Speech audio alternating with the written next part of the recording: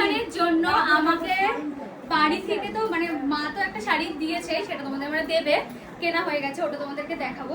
আর আমার বরমশাই আমাকে কি শাড়ি দিয়েছে যেটা আমি কালকে পরবো, সেটা হচ্ছে এই ব্লাউজ।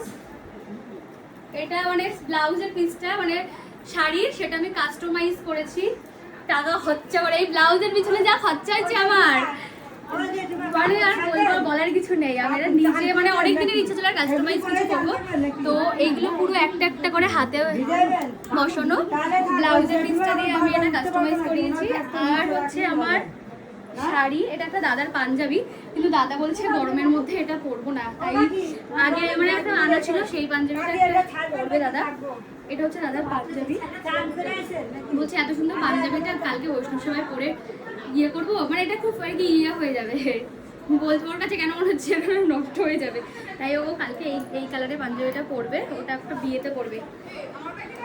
ব্লাউজের এই লেসটা যেটা কাজে লাগাইনি, যেহেতু ডিজাইন করা হয়েছে। আর হচ্ছে আমার এই শাড়ি, এই হচ্ছে আমার স্বাদের অনুষ্ঠানের শাড়ি, যেটা আমি কালকে পরবো।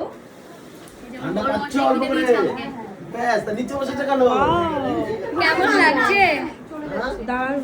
ভালো হয়েছে একদম, ভালো তো হবে। পরের পকেট আমি এটা নিজে পছন্দ করেছি, মানে অনেক দিনের ইচ্ছা ছিল এই কম্বিনেশনে একটা কিছু পরবো, তাই জন্য এই কম্বিনেশন। আর আমাদের হাবড়ার সেরকম একটা কালেকশন ভালো পাওয়া যায় না, তো অনেক খুঁজে খুঁজে এই শাড়িটা পেয়েছি, আর সেটাকে আমি এখন মানে কাস্টমাইজ করিয়ে নিয়েছি, করিয়ে তারপরে আউটফুট লাস্টে এটা বেরিয়েছে। তো তোমাদের কেমন লাগছে কমেন্ট করে জানিও।